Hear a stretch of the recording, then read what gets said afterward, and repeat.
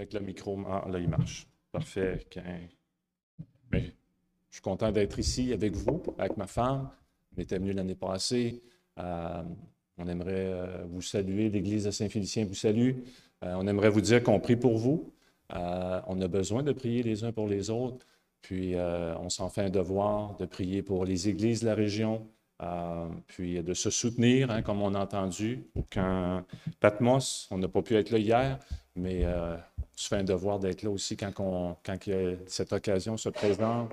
Ça fait que, ben en fait, Fête des Pères, c'était juste pour vous souhaiter. Mon message ne sera pas nécessairement sur la Fête des Pères, mais tantôt, j'ai trouvé ça beau. Notre frère, quand il est venu souligner, hein, le bon travail des frères et sœurs pour l'école du dimanche. Puis, ça me fait penser, bien, dans les Écritures, souvent, ça dit de rendre grâce à Dieu pour toutes sortes de choses. Puis, quelque part, Dieu il aime ça, qu'on rende grâce, qu'on le remercie. Puis nous, en tant qu'êtres humains aussi, bien créés à la ressemblance de Dieu, on a besoin aussi d'être remerciés, d'être reconnus, pas pour s'enfler la tête avec ça, mais on a besoin d'entendre ça. Puis aujourd'hui, bien, la fête des pères, bien, c'est une belle occasion de remercier aussi, si notre père vit encore, si nous-mêmes, on est un père aussi, hein, de recevoir l'appréciation de nos enfants, c'est toujours agréable. Puis, s'ils n'avaient plus de père, tout ça, bien. Ou si vous avez eu peut-être une relation des fois difficile avec les parents, avec le père, bien, que le Seigneur console vos cœurs encore aujourd'hui. Vous avez besoin d'être consolés par rapport à ça. Ça fait que, hier, je lisais un peu dans la presse, j'aime ça lire différents articles des fois, puis voir un peu qu'est-ce qu'on parle, qu'est-ce qu'on dit sur des sujets. Puis on parlait justement des pères, tout ça, puis la personne, elle se souvenait, pas elle se souvenait, mais elle soulignait son frère qui est un médecin, mais là qui est à la retraite. Puis, dans sa tête à lui, c'était que possiblement sa plus grande réalisation, ce serait d'avoir réussi dans la médecine. Il a réalisé, dans le fond, que son frère, c'était pas ça, c'était ses enfants, c'était sa famille. Puis il disait que quand il était avec ses enfants, maintenant qu'ils sont grands, petits-enfants, il disait que ça mettait, comment il disait ça? Il dit ça mettait du swing dans son soulier. Hein? Il était heureux, il était content. Puis je comprends ça aussi parce que je vis ça un peu aussi avec mes enfants. L'appréciation, quand on est avec eux, moi puis ma femme, je veux dire, on est bien, on est ensemble. Puis c'est sûr, ça se construit, hein, ça se construit tout jeune. Ça fait que j'encourage les jeunes papas qui sont ici à persévérer, à construire, c'est important, à réaliser que Dieu nous donne quelque chose. On est capable de donner quelque chose. C'est sûr, on n'est pas parfait, mais d'être là, puis de dire ma place, c'est avec mes enfants, ma famille, d'investir dans ça. Puis les grands-papas ici, ben j'en vois aussi, là. Ça fait que aussi les grands-papas, on a encore un rôle à jouer. Puis sûrement, vous l'appréciez hautement. Puis ce matin, bien, je pense que c'est bon de souligner la fête des pères. On a besoin d'être encouragés, surtout si on a des jeunes enfants. Hein? C'est pas facile des fois. Puis si on est un grand-papa, bien, on peut encourager nos enfants aussi qui ont des enfants. Puis on les comprend, puis on les soutient là-dedans. C'est qu'on a besoin d'être encouragés. Puis ce matin, bien, ça me réjouissait de voir qu'on souligne le travail. Hein, dans le passé, des fois, on était frileux de souligner ça. C'était comme, on avait peur que ça nous monte à la tête, donc on ne disait pas grand-chose. C'était comme normal. Mais notre cœur a besoin d'être reconnu. On a besoin d'être encouragé. Ça, continuons de s'encourager les uns les autres. N'ayons pas peur de souligner le travail des frères et sœurs. On a besoin. On fait une équipe. Ça fait que si on ne fait rien de ça, bien, des fois, on se décourage, puis on trouve... Déjà, c'est pas facile. Ça fait que je voulais souligner ça, puis vous dire que je suis content d'être avec vous. Maintenant, je voulais vous demander, est-ce que le 14 novembre, je pense beaucoup d'entre vous, si étiez vivant, moi j'avais 10 ans, est-ce que le 14 novembre 1970, c'est une date qui vous dit quelque chose? C'est peut-être la date de votre anniversaire? Ça ne vous dit pas grand-chose, hein? Bon, là, j'ai mis ça là, pardon. On va changer ça, je vais juste m'habituer, voir. OK, c'est ce qu'on va voir ce matin, un message puissant et encourageant. Parfait. 14 novembre 1970. Est-ce que vous connaissez l'Université Marshall aux États-Unis, qui est localisée en Pennsylvanie, dans l'Est des États-Unis? Ça ne vous dit rien? OK. Je suis sûr, peut-être, vous avez déjà vu le film. C'est un film qui relate l'histoire de... En fait, ce qui est arrivé, c'est que cette date-là, malheureusement, aux États-Unis, il y a eu un accident d'avion. 75 personnes sont décédées. Puis parmi les passagers, qui y avait là, c'était une équipe complète de joueurs de football universitaire de cette université-là. Il y a un film là-dessus, c'est ça. C'est pour ça que je vous disais peut-être, hein, vous connaissez ça un petit peu. C'est un bon film à regarder, c'est touchant. Puis 75 personnes, là, je veux dire, c'est pas juste une équipe qui est morte. Il y avait tous les instructeurs, tout le personnel qui était dans l'avion. Il y avait des amis, il y avait des membres de la famille. Ça fait que ça commence à faire du monde. C'est toute une tragédie. On peut se mettre à la place là, de si on aurait des gens qui s'écrasent, puis on perd des gens qu'on connaît, là. C'est vraiment difficile. Ça fait qu'on a connu une grosse, grosse tragédie. Puis comme j'ai dit, il y a un film sur cette histoire. C'est sûr, on voit un peu dans le film, justement, là, le déroulement, à savoir, bon, là, qu'est-ce qu'on va faire en tant qu'université? Est-ce qu'on va continuer de... L'année prochaine, on va-tu pouvoir avoir une équipe de football? Parce que là, l'équipe était décimée, là, ils repartaient à zéro complètement. Ça qu'on peut, on voit dans le film le cheminement de tout ça. On voit le directeur là, se déplacer pour aller voir un instructeur qui avait appliqué tout ça. C'est vraiment touchant quand on regarde ça et on entend qu'est-ce qui se passe. Puis cet instructeur-là est engagé. C'est sûr, lui, il recrute des joueurs. Il essaye là, de former, de préparer son équipe à la prochaine saison, puis qu'on peut comprendre qu'il va arriver rapidement.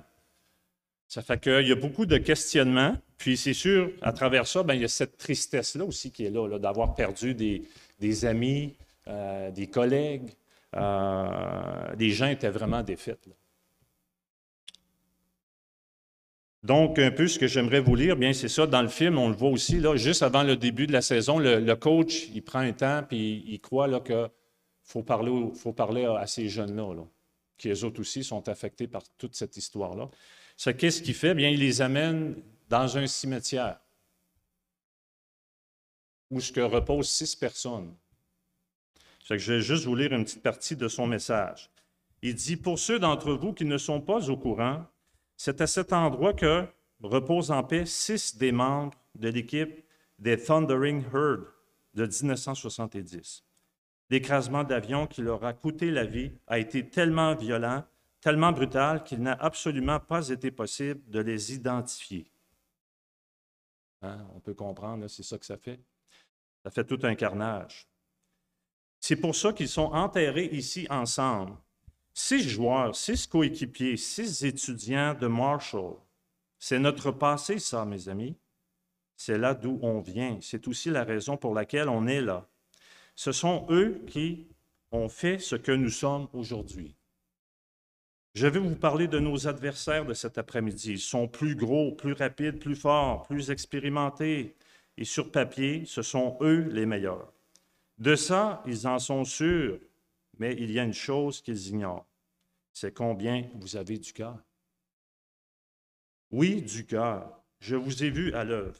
Vous m'en avez donné la preuve à moi, à vos entraîneurs, à vos coéquipiers, à vous-même. Vous avez révélé ce que vous aviez là-dedans. Là, il parlait de son cœur. Tout à l'heure, quand vous vous retrouverez sur le terrain, je veux que ce soit ce que vous avez dans ce cœur-là qui vous mène. Je veux qu'avec chaque parcelle de votre être, qu'avec chaque goutte de votre sang, vous donniez tout jusqu'à la fin du match. Et si vous faites ça, si vous le faites, nous serons loin d'être perdants. Oh, nous ne serons peut-être pas, oh, nous serons peut-être derrière sur le tableau d'affichage à la fin du match. Mais si vous jouez comme ça, nous ne connaîtrons pas la défaite. Si on est là aujourd'hui, c'est pour ne pas oublier ces 6 jeunes hommes, ainsi que les 69 autres qui ne seront pas sur le terrain avec vous aujourd'hui. La façon dont vous jouerez sur le terrain sera à partir de maintenant la façon dont vous vous marquerez la mémoire des gens. C'est l'occasion pour cette équipe de renaître afin de ses cendres. C'est l'occasion pour cette équipe de renaître enfin de ses cendres et de remporter la victoire. Nous, c'est Marshall. Nous, c'est Marshall. Nous, c'est Marshall. Hein? C'était leur cri là, de ralliement. Et on comprend là, que quand on regarde sur Internet, c'est ça qui est le fun, on peut trouver plein de citations célèbres. Ça en fait partie. Ça l'a marqué, ces gens-là. Des citations célèbres qui ont un impact majeur dans la vie de personnes qui en ont bien besoin dans la situation dans laquelle ils vivent. Et ce matin, bien, nous allons voir des hommes dans la parole de Dieu, pas trop sûrs d'eux, très inquiets, troublés même, apeurés de ce qui leur pendait au bout du nez. Recevoir de la part de Jésus une parole et un encouragement puissant. C'est fait que je vous invite à tourner dans Jean, si vous y êtes déjà. Chapitre 14, versets 1 à 10. Je vais en faire la lecture.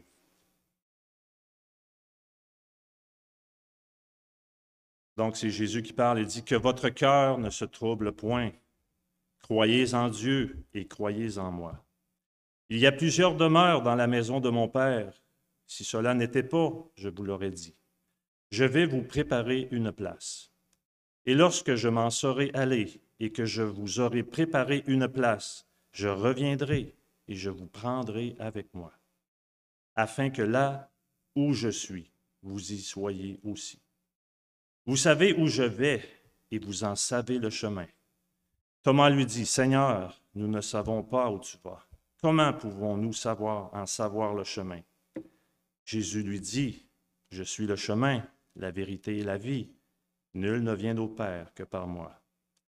Si vous me connaissiez, vous connaîtriez aussi mon Père. Et dès maintenant, vous le connaissez et vous l'avez vu. » Philippe lui dit, « Seigneur, montre-nous le Père, et cela nous suffit. » Jésus lui dit, « Il y a si longtemps que je suis avec vous, et tu ne m'as pas connu, Philippe. Celui qui m'a vu a vu le Père. Comment dis-tu, montre-nous le Père? Ne crois-tu pas que je suis dans le Père et que le Père est en moi? Les paroles que je vous dis, je ne le dis pas de moi-même. Et le Père qui demeure en moi, c'est lui qui fait les œuvres. » Prions. Hein, Seigneur, encore, on se courbe devant toi. On veut exprimer toute notre joie, notre reconnaissance de t'appartenir. Et Seigneur, ce matin, bien, on veut se tourner encore vers toi, vers ta parole. Nous avons besoin de toi, Seigneur. Nous avons encore besoin de croire en toi aujourd'hui, Seigneur. Pas pour notre salut, mais pour notre marche avec toi, Seigneur. Alors, Père, encore, fais-nous du bien par ton esprit. Renouvelle notre esprit, notre intelligence. Seigneur, viens replacer, renouveler cette joie, cet amour que tu places dans notre cœur, qui vient de toi, Seigneur, et qu'on veut exprimer par la louange, l'adoration, Seigneur, par notre service les uns envers les autres, notre amour, Seigneur. Alors, bénis notre temps. On te dit encore merci. C'est dans le beau nom de Jésus qu'on te prie. Amen. Chers frères et sœurs, bien, on pourrait se demander pourquoi les disciples, en fait, étaient découragés, abasourdis. C'est sûr, hein, Jean, tout ça, c'est un évangile que je dirais, les croyants, on aime, on affectionne beaucoup, on la connaît beaucoup, possiblement vous l'avez déjà lu beaucoup, mais c'est bon de se rappeler un peu le contexte dans lequel le Seigneur prononce ses paroles. Puis c'est important parce que chaque phrase qu'on lit, il y a toujours un contexte à ça. C'est qu'on veut reconnaître ce contexte-là pour le comprendre et par la suite, bien, pouvoir l'appliquer dans nos vies. Et puis on comprend, bien, rendu à ce chapitre-là, hein, le Seigneur avant, bien, il est en train, d'être avec ses disciples. C'était le dernier repas qu'il a pris. Il a pris la Pâque avec eux. Il a institué le repas du Seigneur. Il a lavé les pieds de ses disciples, tout ça. Il est en train, en fait, de leur donner un peu les dernières directives, parce que dans quelques heures, on comprend là, qu'il allait être arrêté, puis il allait être jugé, puis condamné, mis à mort sur une croix. Donc, il était à quelques heures de tout ça. On pourrait dire que c'est les dernières paroles du Seigneur. Puis, comme je dis, pourquoi les disciples étaient troublés, parce qu'il dit au départ que vos cœurs ne se troublent point. Bien, c'est sûr que si on lit un petit peu avant, bien, on voit que Jésus, c'est sûr, depuis le début, depuis 3 ans, est avec eux, il leur parle. Il a dit des choses, il a dit certaines choses qui étaient quand même troublantes. Par exemple, bien, c'est sûr, il leur avait dit qu'il allait s'en aller. Hein, on peut comprendre que ça peut être troublant de penser que Jésus va s'en aller. Il était troublé aussi parce qu'il a dit qu'il allait mourir. Hein, quand quelqu'un nous annonce peut-être une mauvaise nouvelle, il y a un cancer, puis il n'y a rien à faire, il va mourir peut-être même dans quelques semaines, quelques mois tout au plus, c'est troublant. Jésus leur avait dit qu'il allait mourir. En plus, il a dit qu'un des 12 était un traître. Il me semble que ça fait un beau combo, ça. Hein? Je m'en vais, je vais mourir. Il y en a un parmi vous qui est un traître. En plus, il a dit à Pierre, Pierre, tu vas me renier. Puis même, vous allez m'abandonner.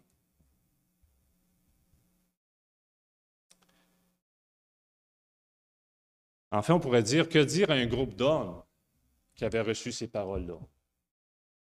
Hein? Que dire à quelqu'un qui vit ça? On comprend que ces hommes avaient tout abandonné pour suivre le Seigneur. Mais on comprend aussi, quand on lit là-dessus, bien, une des grandes peurs, puis on n'a pas de misère à dire ça, c'est la peur de mourir. On a peur de mourir. Jésus avait dit qu'elle allait mourir. Qu'est-ce que ça a fait à ses disciples? Qu'est-ce qui allait leur arriver?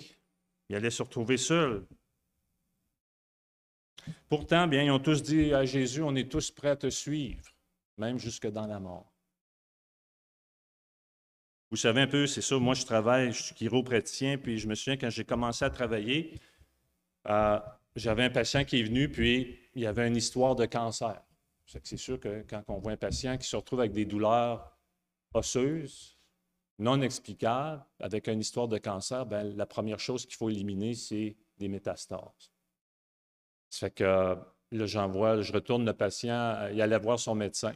Ça fait que là, ça a pris un certain temps. Là, à un moment donné, il me rappelle plus tard, il dit, Jean, il dit, j'ai vu mon médecin, il dit j'ai rien, c'est de l'arthrose que j'ai. Il avait mal d'une épaule. Ça fait que là, c'était mon médecin de famille, ça fait que je l'appelle, j'ai dit ça, j'ai dit, votre patient, telle personne. J'ai dit, il me dit qu'il n'y avait rien. Ah, non, non, non, c'est pas vrai, c'est pas vrai. Il y a des métastases. Ouais, mais j'ai dit, il ne sait pas. Ben, il dit, sa femme, elle me dit de ne pas lui dire. Puis j'étais le voir à l'hôpital, même jusqu'à la fin, il dit, je ne sais pas ce que j'ai. Il dit, ça doit être de l'arthrose. Il est mort sans savoir. La peur, qu'est-ce que ça fait?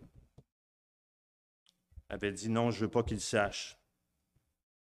Que dire aussi de la peur de se retrouver seul? On a tous expérimenté ça. La peur de se retrouver seul, d'être laissé à soi-même, la peur d'être abandonné. Enfin, on peut dire que c'est ce qui se présentait devant eux autres, là. Quand on considère les paroles de Jésus, toute la situation, il n'y avait rien de très excitant qui les attendait. Il y avait des craintes, il y avait des peurs, il y avait des questionnements, des interrogations. Qu'allait-il leur arriver? Et on voit qu'ils étaient en fait grandement affectés dans leur humanité, comme nous-mêmes on l'est. Puis peut-être ce matin, bien, d'une façon ou d'une autre, on est affecté aussi pour une de ces raisons. On vit ça actuellement. Une de ces situations-là. On trouve ça difficile. Mais ce qui est beau là-dedans, c'est que Jésus, il veut les rejoindre, mais vraiment profondément dans leur cœur. Hein, des fois, on pourrait dire des paroles un peu comme ça, là. Ça ne fait pas grand effet dans la personne, mais le Seigneur, il voulait vraiment avoir un effet dans la vie de ses disciples, en sachant tout ce qu'il leur avait dit, puis tout ce qu'il savait qu'elle allait arriver. Jésus veut les rejoindre. Et bien sûr, Jésus, bien, il veut nous rejoindre aussi aujourd'hui, comme il veut le faire demain. Mais ce qui est renversant là-dedans, c'est que Jésus lui-même est troublé. Il se retrouve avec un groupe de personnes troublées, puis lui-ci, il est troublé. Parce que bien qu'il soit Dieu, on sait qu'il est aussi un humain, parfaitement humain. Puis, si on regarde en fait au verset 21 du chapitre précédent, Jésus mentionne ceci. Ayant ainsi parlé, Jésus fut troublé en son esprit. Et il dit expressément, en vérité, je vous le dis, l'un de vous me livrera. Jésus était troublé. On le voit aussi quand il est dans le jardin. Il est très, très troublé.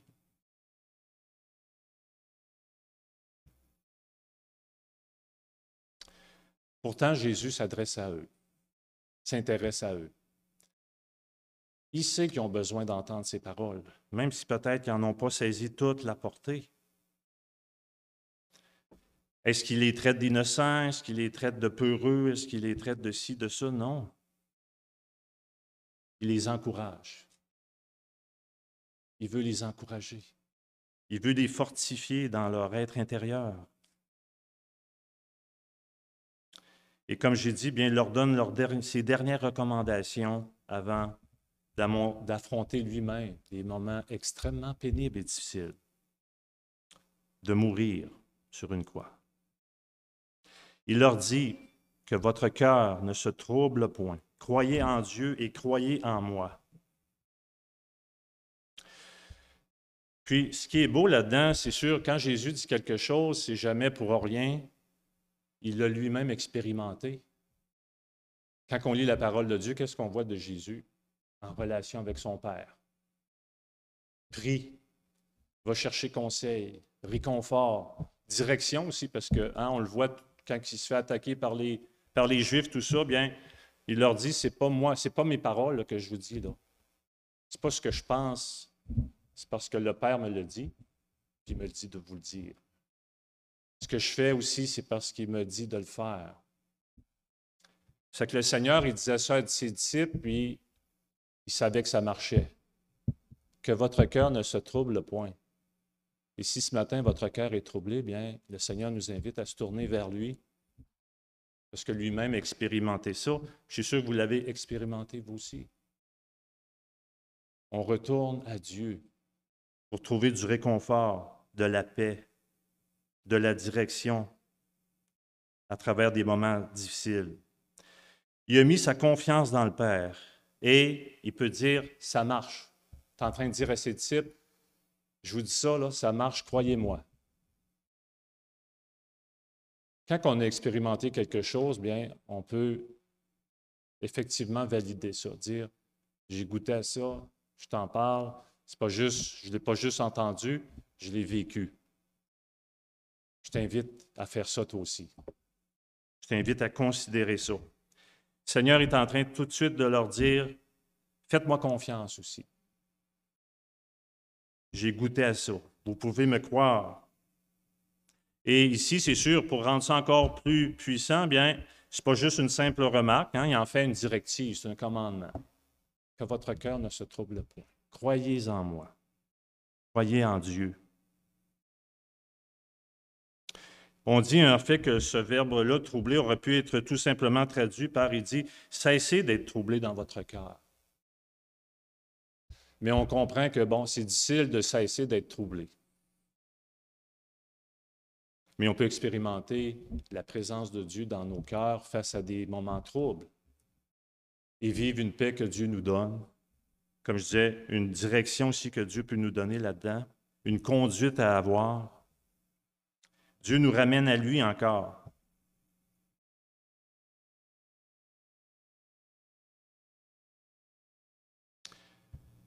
Puis en même temps, bien, comme le Dieu de toute éternité est invisible, bien, il dit, gars, croyez en Dieu, mais croyez aussi en moi. Et bien sûr, on comprend là, que lui-même, bien, il s'associe à Dieu. Vous m'avez vu, vous avez vu le Père en même temps. Faites-moi confiance. Si vous faites confiance au Père. Si je vous demanderais, frères et sœurs, quel est selon vous le commandement le plus difficile à observer?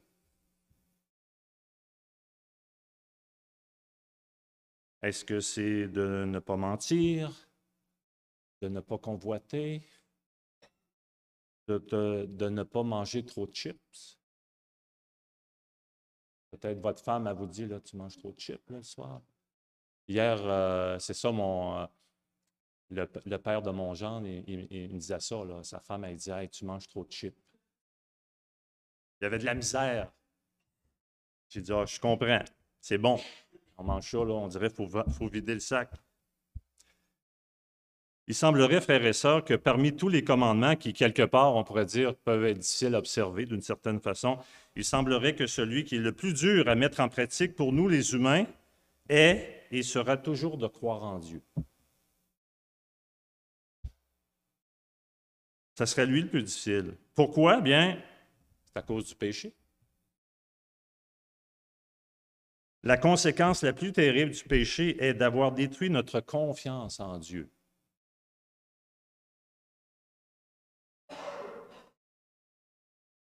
Puis on comprend que quand la confiance n'est pas là, c'est difficile.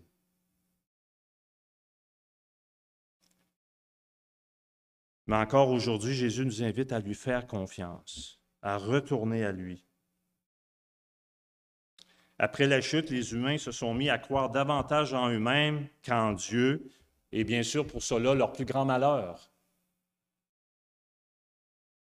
Et pour le plus grand malheur de l'humanité aussi.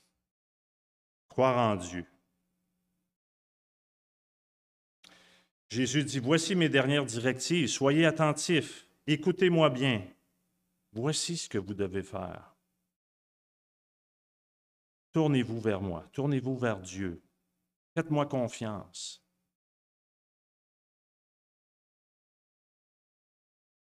Au verset 2, il dit, « Il y a plusieurs demeures dans la maison de mon Père. Si cela n'était pas, je vous l'aurais dit, je vais vous préparer une place. »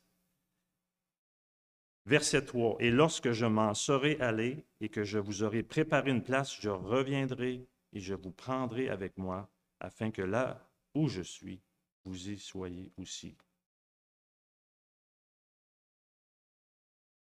C'est sûr qu'on pourrait se demander pourquoi Jésus parle à ses disciples d'un endroit dans le ciel où il pourrait demeurer avec le Père et avec lui. Mais comme j'ai dit tantôt, bien, Jésus savait pertinemment que les disciples, il y avait des temps difficiles qui allaient les attendre. Puis on le voit quand on lit la parole de Dieu, ça a été difficile. Hein, ils ont été jetés en dehors de la synagogue, ils ont été rejetés par les familles, exclus de la société. Et l'apôtre Paul, bien, dans 1 Corinthiens 14, il nous dit, « Jusqu'à cette heure, nous souffrons de la faim, la soif, la nudité, nous sommes maltraités, errants ça et là. » Il y avait des choses extrêmement difficiles qui les attendaient.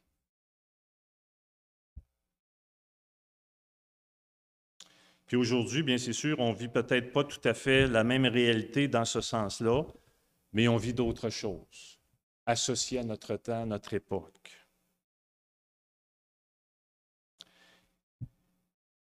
Il dit, « Il y a plusieurs demeures dans la maison de mon Père. » Vous savez, l'autre fois, il y a 2 semaines, c'est ça, une de mes filles, elle avait une formation à Montréal, puis là, elle nous envoie une petite vidéo, puis là, ben, elle restait d'une chambre d'hôtel, puis là, elle n'en revenait pas là, de sa chambre. Là, elle filmait ça, là, hey, elle dit, il y a telle affaire, telle affaire, telle affaire, là, je veux dire, c'était quasiment, c'est le gros luxe. Il lui permettait de rester d'une place là, vraiment exceptionnelle. Je veux dire, tu as quasiment le goût là, de dire, hey, on avait le goût d'être là, hein, chérie?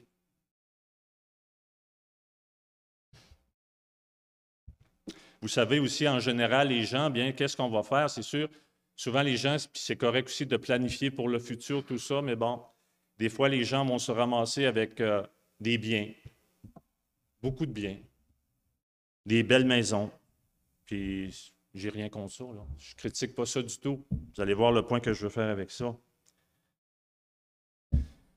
Hein, on pourrait dire, là, dans ma maison, là, j'ai une belle grosse TV 4K, un écran de 83 pouces, un spa, un bon système de son, un foyer, puis là, ben, on peut mettre la liste. Là.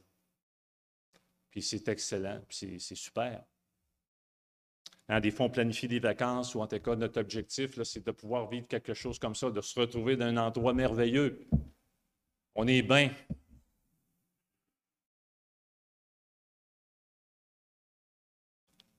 Vous savez, on pourrait quand même avoir tout cela et ne pas vouloir y rester. Comme on pourrait ne pas avoir ça, mais être content d'être là où on reste.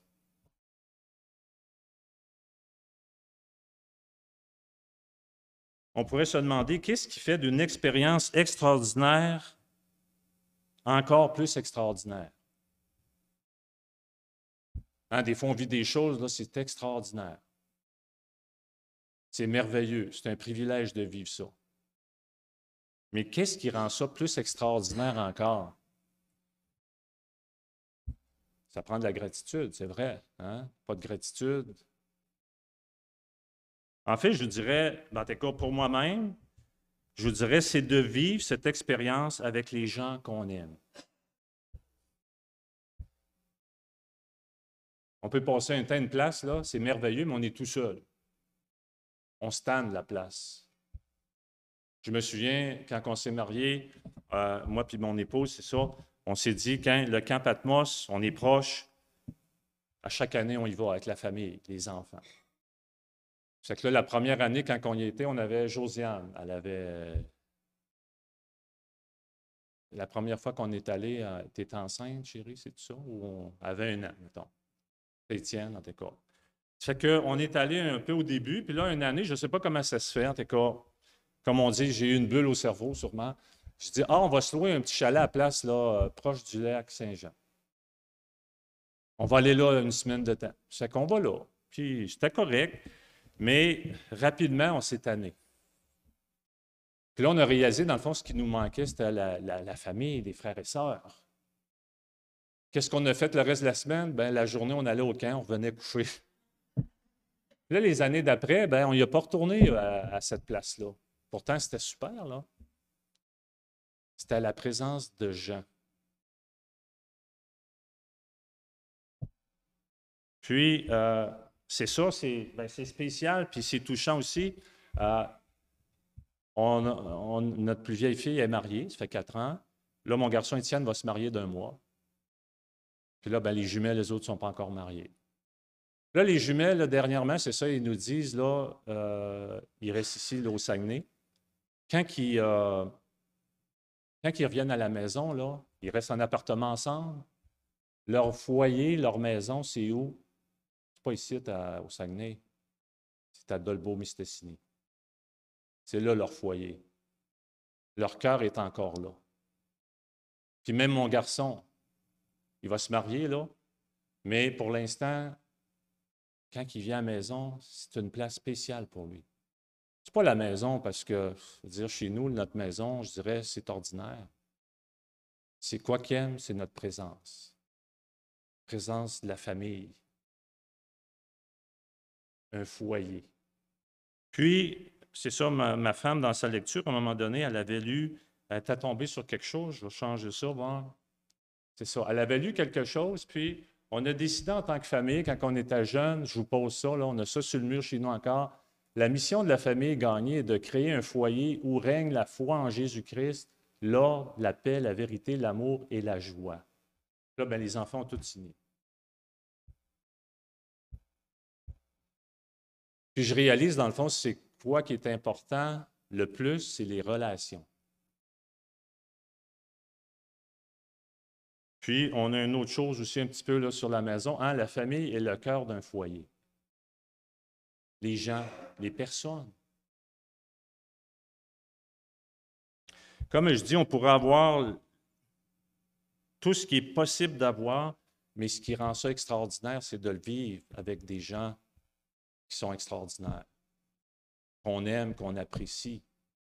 On veut être avec eux. Puis si on n'a pas ça, puis on dirait peut-être même encore là, si on se compare ailleurs, on est riche, là. Mais des fois, on peut dire, c'est vrai, je n'ai peut-être pas ce que les autres ont, mais j'ai ce que le plus important. La famille, les gens, les relations.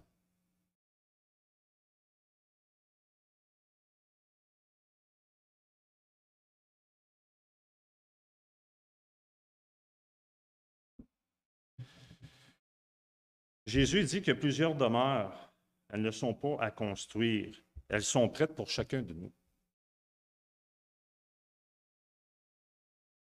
C'est sûr, on pourrait dire, bien, ce qui nous manquait ou tout ça, bien, c'est de rendre accessible cet endroit-là. Qui a rendu accessible bien en mourant sur la croix pour nous. On a une demeure qui nous attend.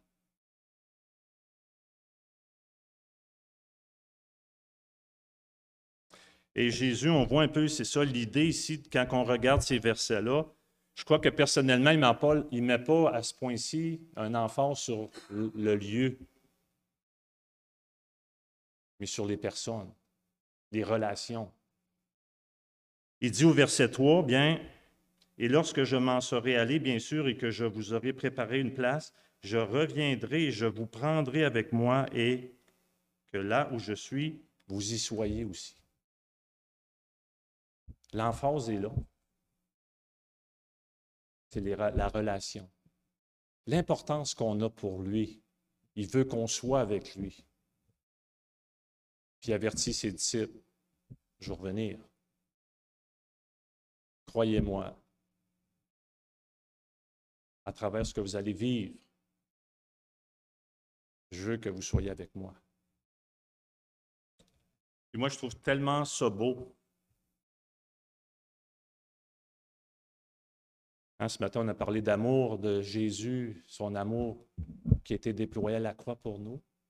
Cet amour-là se poursuit encore aujourd'hui, elle va toujours se poursuivre. Il veut qu'on soit avec lui. C'est-tu plaisant sans que quelqu'un nous dise ça?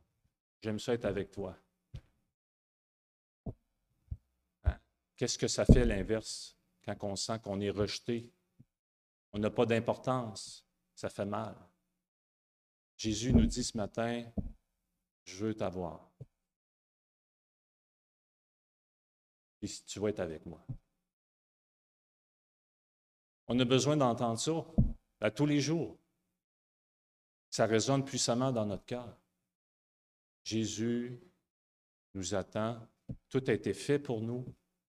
Un jour, il va revenir. Un jour, elle va être avec lui. C'est sûr, on peut dire, il vit déjà en nous, parfait, mais on va le voir face à face. On va être avec lui pour l'éternité. Et Jésus fait ressortir ce point-là, cet aspect-là d'intimité, de présence.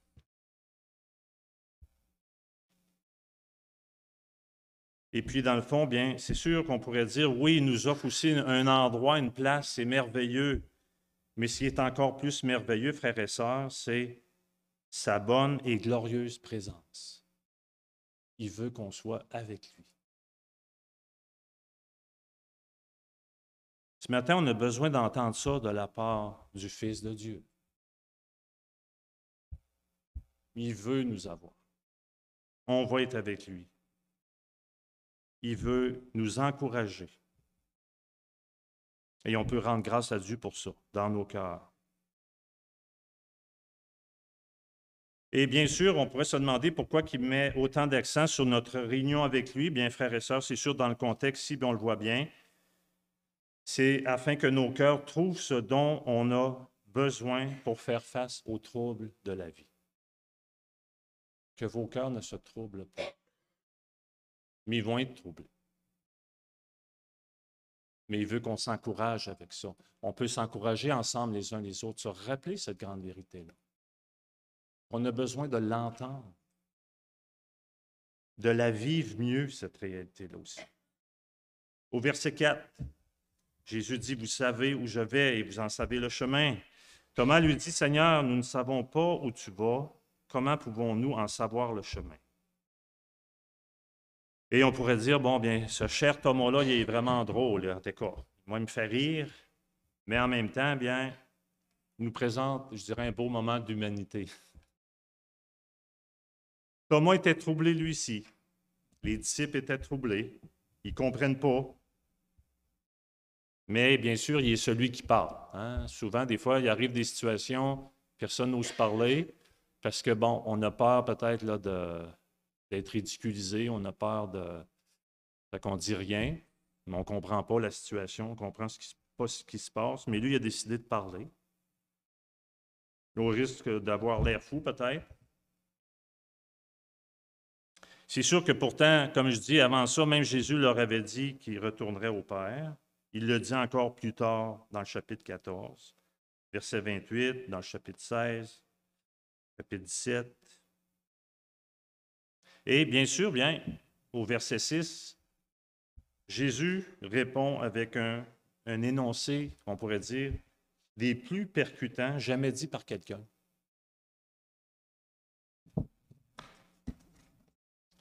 C'est ça, je regardais quand je suis arrivé un petit peu là, sur la façade de votre bâtiment ici. Vous savez, c'est quoi qui est écrit?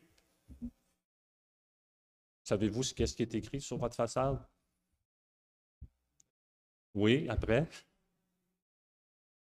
Oui. Qu'est-ce qui est écrit après? Oui, c'est ça. Parfait, oui. C'est ce verset-là qui est là. Vous ne le saviez pas, hein? Oh, oui, vous le saviez, vous l'avez oublié. Je vous agace. Ben oui, c'est ça, hein? Vous regarderez tantôt en sortant, là, ce rappel-là, ce beau verset. C'est sûr, on pourrait dire que ce verset est considéré par plusieurs aujourd'hui comme un verset scandaleux, prétentieux. Par cet énoncé, Jésus ne dit pas qu'il est un des chemins parmi tant d'autres, il dit qu'il est le chemin. Il ne dit pas qu'il est une vérité parmi tant d'autres, qu'il est la vérité. Et en plus, il donne la vie. Bien sûr, il ferme la porte à tout autre chemin, toute autre vérité, à toute autre forme possible d'avoir accès à la vie. Et bien sûr, il ferme la porte en plus à toute autre personne pour accéder au Père. C'est lui le chemin, c'est lui la vérité, c'est lui la vie. C'est sûr que, je suis sûr, chacun d'entre vous ici, quelque part, on s'est déjà tous retrouvés dans une autre ville. Puis des fois, on arrive là, puis on ne connaît pas la place. Fait que là, on cherche un endroit. Fait que là, qu'est-ce qu'on fait? On arrête à une place, puis on s'informe. Hey, j'aimerais aller à tel et tel endroit. Est-ce que tu peux me dire comment tu te rends là? C'est que là, la personne là, commence à nous expliquer ça, mais là, c'est compliqué. Là, gars, quand tu vas sortir d'ici, continue tout droit, à deuxième lumière, vire à gauche, puis là, continue encore 6 lumières. Puis là, tu vas voir, tu vas arriver à une station d'essence Shell, puis là, une fois rendu là, tourne pas à droite parce que là, tu vas être sur un one-way, tourne à gauche parce que, bon. C'est que là, on fait un petit bout, mais là, on s'en souvient plus. C'est que là, il faut arrêter encore. Mais bon, qu'est-ce qui serait mieux pour se rendre là? Un homme sage. Non, ce n'est pas la bonne réponse. C'est sûr, GPS, hein, ça a changé tout. Avant, on achetait des maps, on essayait de trouver le chemin. Là, on a le GPS. En plus, ça nous dit tout par où passer. Si on se trompe, il nous corrige. C'est merveilleux, le GPS. Mais en fait, ce qui sera encore mieux, frères et sœurs, c'est la personne à qui vous lui demandez, elle dit « Hey, je vais te conduire. Je vais te conduire. On va le suivre. Suivez-moi. » Puis en fait, ici, on pourrait dire, quand on regarde ça, quand Jésus dit ça, là, on voit toute cette attention-là.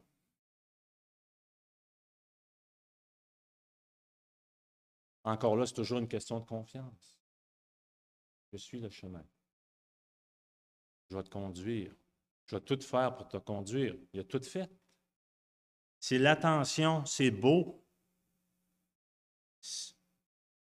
On ne peut pas avoir plus attentionné que ça. Une personne attentionnée. Il est le chemin. Je vais t'y conduire.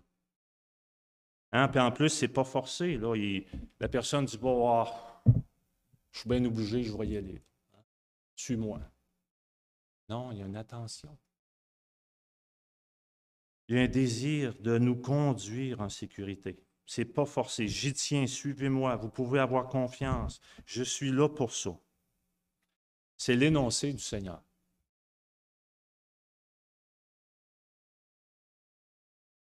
Comme je dis, moi, souvent, ce qui me touche souvent, c'est l'attention en arrière des paroles. Hein, des fois, on entend des paroles, mais je dis, c'est des paroles, tout simplement. Il n'y a pas d'attention. C'est beau. Il n'y a pas d'attention. Une parole puissante manifestée en action. Avec Jésus, pas danger de se perdre. C'est garanti. Et Jésus, bien sûr, a fait tout ça au péril lui-même de sa vie, de sa propre vie. On comprend qu'il est le chemin car Puis là, après ça, il dit, bien, voici le témoignage de ça qui confirme ça. Hein. On comprend qu'il est le seul à s'être présenté comme Dieu. On voit ça là, partout. C'est ce qui est annoncé partout quand on lit l'Évangile de Jean. Il est le seul à n'avoir jamais péché. Il est le seul à avoir donné volontairement sa vie en sacrifice pour apaiser la colère divine. Jésus ferme la porte à toute autre personne, à tout autre moyen. Et nous, bien comme on a entendu ce matin dans les prières aussi, bien, on ne peut rien faire pour être réconcilié avec Dieu.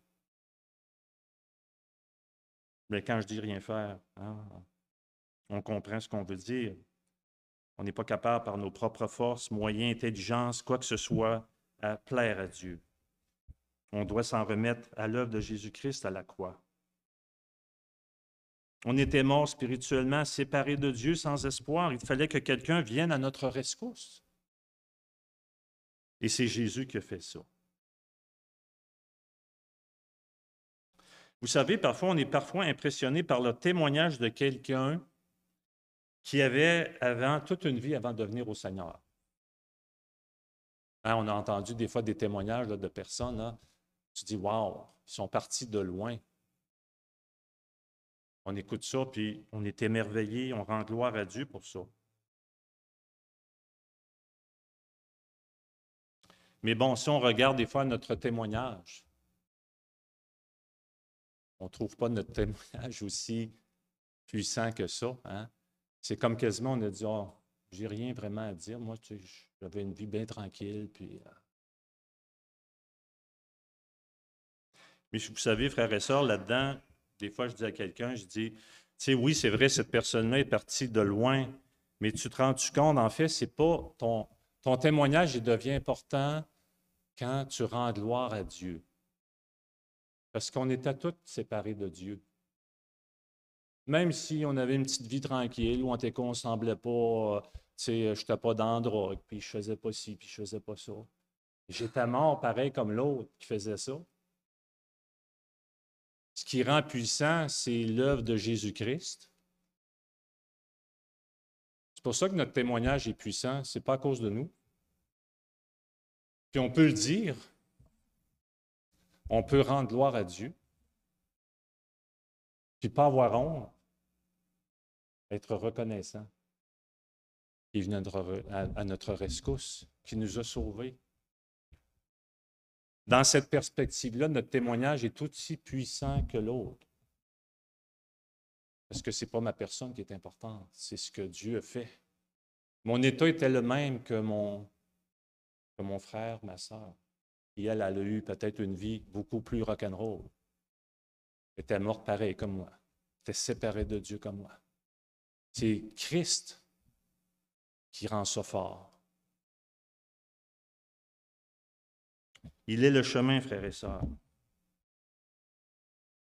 Puis vous savez, en fait, c'est ça, hein, des fois, on se sert beaucoup de ça, c'est sûr, puis c'est comprenable. On parle à quelqu'un, on va citer ce verset-là, mais on oublie là, que, premièrement, ce verset-là, c'est à nous autres qui a été dit.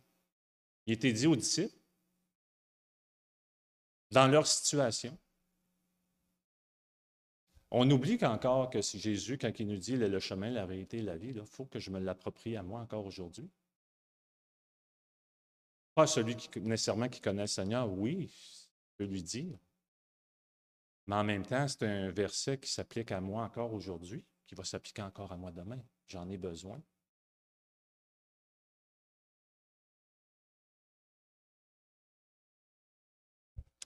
Bien sûr, on sait qu'il est le seul à avoir ressuscité aussi. Le tombeau est vide. C'est sûr qu'on pourrait dire, c'est vrai, cet énoncé peut paraître scandaleux, prétentieux, mais quand on le considère sérieusement, qu'est-ce qu'on voit encore? Comme j'ai dit tantôt, c'est l'amour profond de Jésus pour nous. Son intention.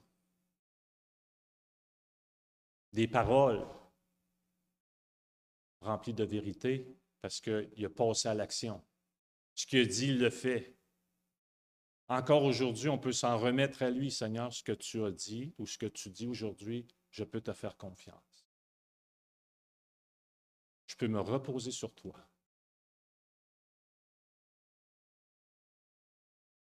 Un amour profond d'un sauveur, qui bien sûr ne veut pas que les gens périssent, mais puisse avoir la vie éternelle, vivre avec lui pour toujours. Et bien sûr, on peut rendre gloire à Dieu pour ça, que nous vivons ça. C'est sûr, Jésus mentionne aussi qu'il est la vérité. Bien, on reconnaît que les humains souvent vont dire qu'ils sont prêts à reconnaître que la vérité absolue, bien, on la retrouve dans plein de choses, dans plusieurs domaines, mais ils ont beaucoup de peine à reconnaître qu'une telle vérité puisse exister dans le domaine spirituel. Des fois, on est mêlé, hein? Oui, oui, ça c'est vrai, mais ça pour ça, non, non, on ne le sait pas. C'est ce que Dieu dit.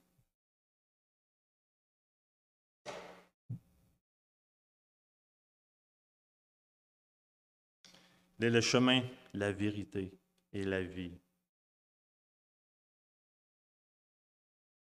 Et c'est sûr, ce qui est beau là-dedans aussi, bien, par exemple, dans Hébreux, chapitre 1, versets 2 à 3, bien, il est écrit ceci, bien, après avoir autrefois, à plusieurs reprises et de plusieurs manières, parlé à nos pères par les prophètes, Dieu, dans ces derniers temps, nous a parlé par le Fils qu'il a établi héritier de toutes choses, par lequel il a aussi créé le monde, et qui, étant le reflet de sa gloire et l'empreinte de sa personne, et soutenant toutes choses par sa parole puissante, a fait la purification des péchés et s'est assis à la droite de la majesté divine dans les lieux très hauts.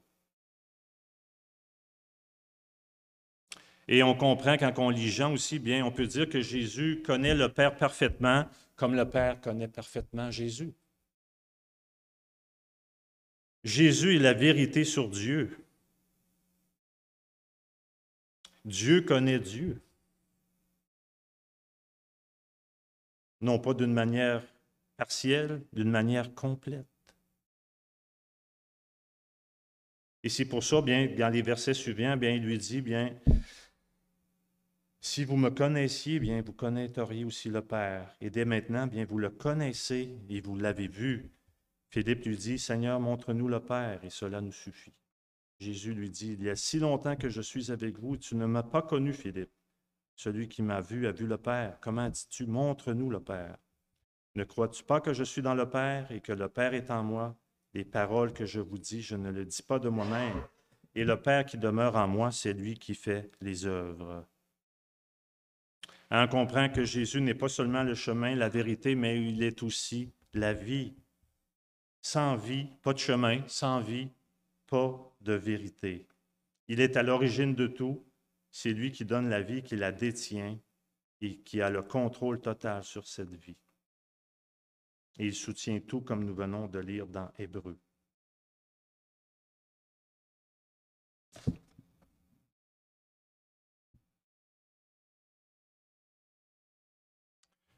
Frères et sœurs, c'est sûr ici, dans ces versets-là, on pourrait dire, Jésus donne de l'espérance à ses disciples qui allaient être confrontés à des choses difficiles. Et on comprend que sans espérance dans la vie, souvent, on n'a pas de force. Hein? Quand on a l'impression qu'il n'y a plus d'espoir, rien, c'est sûr qu'on a de la misère à avancer. Mais quand on a de l'espérance, c'est ça qui nous fait avancer. Ici, on a une espérance de notre réunion avec Jésus. On a une espérance aussi que Jésus a tout accompli pour nous. Et il nous dit ça encore aujourd'hui parce qu'on en a besoin. Et on a besoin de ça, frères et sœurs, pour justement nous aider à continuer à marcher dans ses voies, à aimer Dieu de tout notre cœur, à aimer notre prochain de tout notre cœur, à servir Dieu, à servir les frères et sœurs, à servir les intérêts de l'Évangile sur la terre, même dans des contextes de grande pression et difficultés.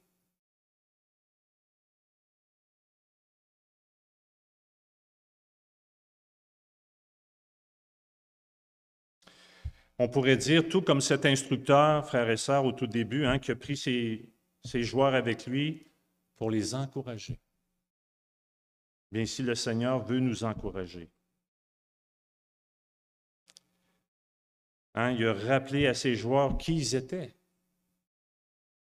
Puis nous, aujourd'hui, bien, on a aussi à se rappeler qui nous sommes. Qui nous sommes.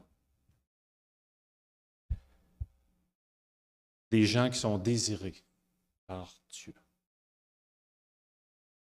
des gens qui sont connus par lui.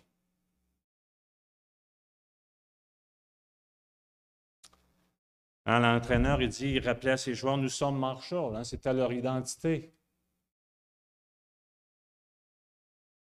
Nous sommes quoi?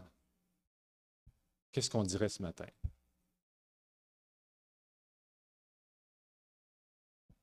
Nous sommes les enfants bien-aimés de Dieu. Nous sommes désirés par lui, voulus, qui encore aujourd'hui nous dit, je prends soin de toi, je t'aime. Comme l'instructeur, il nous claironne ça encore aujourd'hui. L'entendez-vous? On a besoin de l'entendre. Comme je dis, on a besoin de se le rappeler. Et qu'est-ce que ça l'a fait? Bien, ça l'a fortifié les joueurs. Ça les a unis, ça les a encouragés. Jésus veut nous encourager ce matin. Quel que soit notre état, notre situation personnelle, notre situation d'église. Fais-moi confiance. Crois en moi aujourd'hui. Crois en Dieu.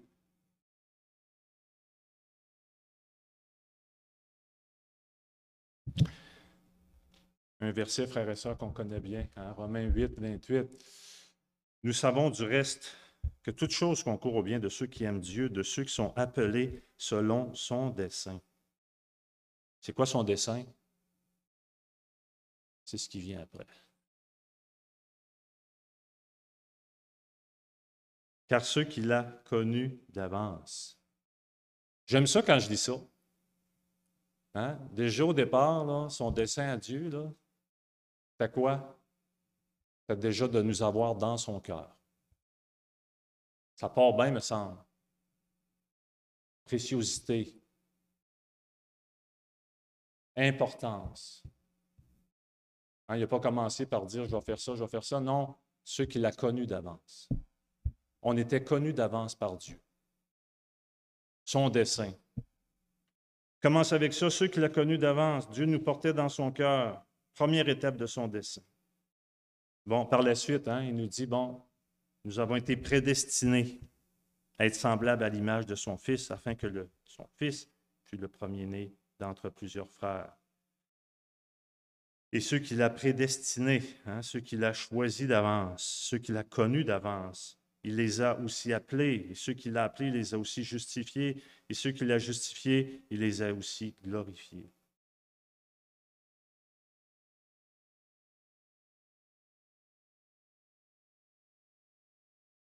Hein, ici, là, c'est le Jésus, je dis, je suis le chemin, la vérité et la vie. Hein?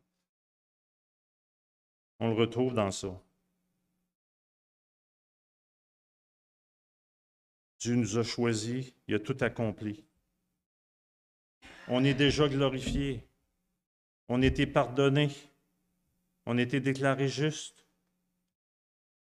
Qu'est-ce qu'on peut dire dans tout ça, frères et sœurs, ce matin? Si Dieu est pour nous, qui sera contre nous? Lui qui n'a point épargné son propre Fils. On voit l'attention de Dieu encore. Il fallait que ça passe par lui. Comme on a entendu ce matin, hein, on était des ennemis de Dieu. Pourtant, bien, voici ce qu'il a accompli pour nous.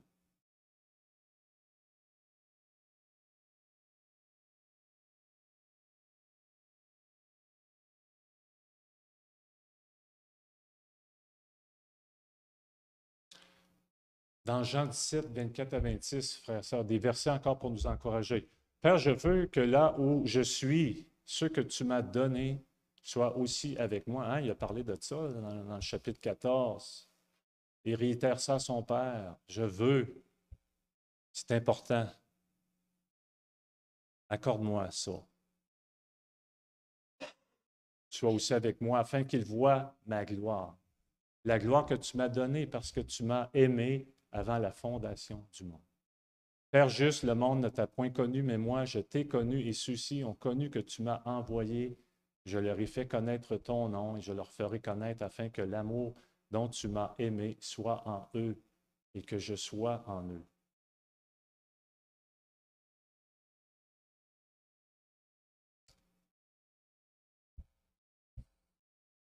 Hein, le Seigneur il a dit, les deux plus grands commandements, c'est d'aimer Dieu et d'aimer son prochain.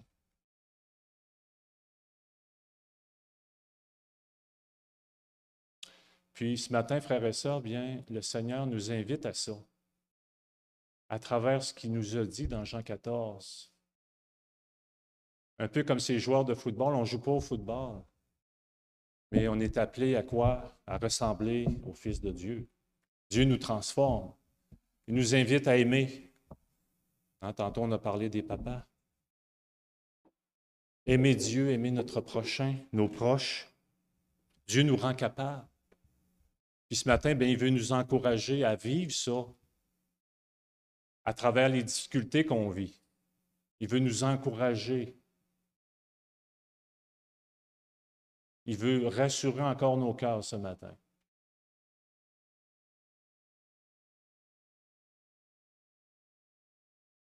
Puis on comprend que, frères et sœurs, si on comprend bien ça, puis on le vit bien, bien, gars, encore là, dans Jean, qu'est-ce qu'il nous dit? Bien, je vous donne un commandement, aimez-vous les uns les autres, comme je vous ai aimés.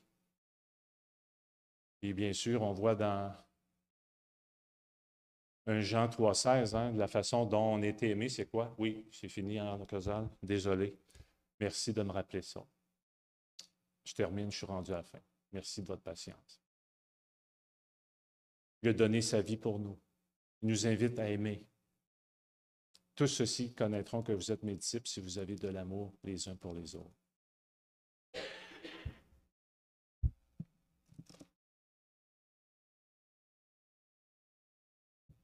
Frères et sœurs, bien pour terminer, bien, nous sommes qui?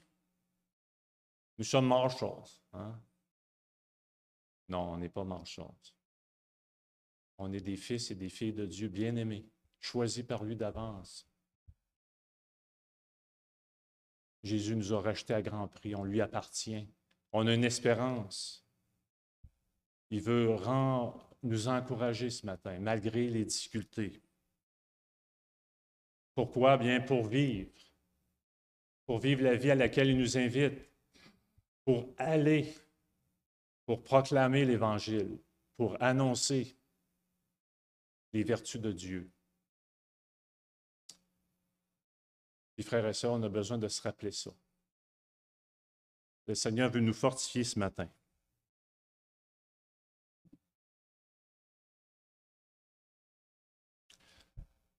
Fait que, frères et sœurs, bien, réjouissons-nous. Portons cette espérance que nous avons dans notre cœur. Portons-le aux gens autour de nous, manifestons-le. Soyons fiers de qui nous sommes. Encourageons-nous les uns les autres. Fait que prions, frères et sœurs. Frères et sœurs, oui. Merci, Père Céleste, encore pour ta parole. Tu veux nous, encore aujourd'hui, nous rappeler, Seigneur, tout l'intérêt que tu avais pour nous. Le don de ton Fils à la croix, Seigneur, c'est parce que tu nous avais déjà choisis. Et bien sûr, on ne pouvait pas être sauvés, on ne pouvait pas être réconciliés avec toi que par l'œuvre de Jésus à la croix. Seigneur, on veut te rendre grâce de nouveau, on veut élever ton saint nom, on veut le proclamer, Seigneur, on veut se réjouir de cette espérance vivante qui nous habite. Et Seigneur, encore, merci pour Jésus, pour son amour incommensurable, son don de soi total, ce désir d'accomplir ta volonté, Seigneur, de donner sa vie en rançon. Et aujourd'hui, Seigneur, bien, il intercède auprès de toi pour nous. Une place nous est préparée et Seigneur, il a tout fait parce qu'il veut nous avoir avec lui. Seigneur, merci de nous faire du bien, encore de rappeler l'importance de la relation, pas simplement d'accomplir quelque chose, puis après ça, de nous laisser là, mais d'être encore impliqués dans nos vies, Seigneur, et on va vivre ça jusque dans l'éternité. Alors, Seigneur, bénis mes frères et sœurs, viens les encourager à travers leur vie, à travers leur situation. Seigneur, qu'eux aussi, bien, méditent sur ces choses, soient bénis et fortifiés, Seigneur. On a besoin d'être encouragés. Continuons de s'encourager, Seigneur, les uns les autres par ta parole, à travers nos actions, nos gestes, Seigneur, qui viennent de toi parce que tu as placé dans ton amour dans notre cœur. Alors, on se courbe devant toi, Père Céleste. On te dit merci au nom de Jésus. Amen. Merci encore de votre patience, frères et sœurs. Bonne journée.